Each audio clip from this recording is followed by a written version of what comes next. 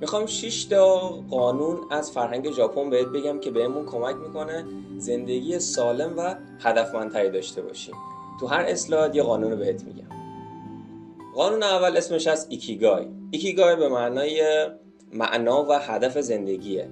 میگه اگه میخوای کاری داشته باشی تو زندگی که حس کنی هر روز با اشتیاق حاضری انجامش بدی، بیا اول ببین که به چی علاقه داری، 2 تو چه کارهای مهارت داری، 3 از چه کارهایی میتونی پول در بیاری و 4 کجا میتونی توی جهان اطراف تاثیرگذار باشی.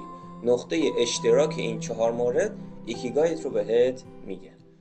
قانون دوم اسمش از کایزن.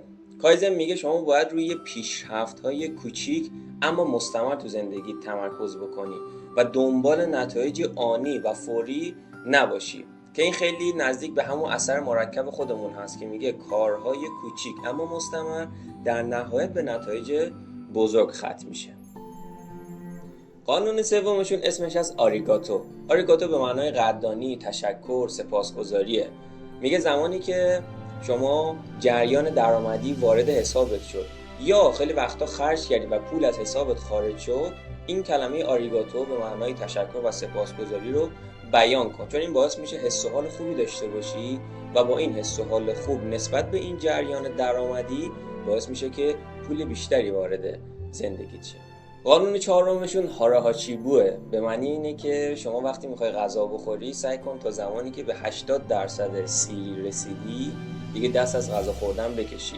این فرهنگشون فوق‌العاده است برای اینکه ما بتونیم زندگی سالمی داشته باشیم، بدن سالمی داشته باشیم و با انرژی بیشتری طول روزمون بتونیم به سمت اهدافمون، کارهامون و چیزهایی که دوست داریم حرکت بکنیم.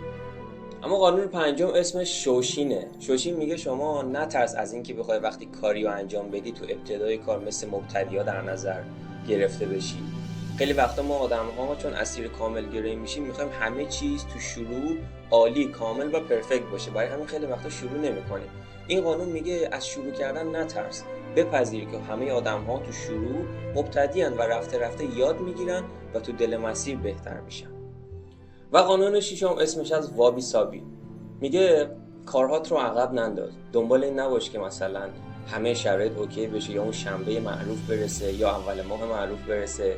کارت رو انجام بده و بهترین راهش اینه که فقط بگی من اگه میخوام یه کار رو انجام بدم نمیخوام همش رو انجام بدم، میخوام یه بخش کوچیکی از اون رو انجام بدم.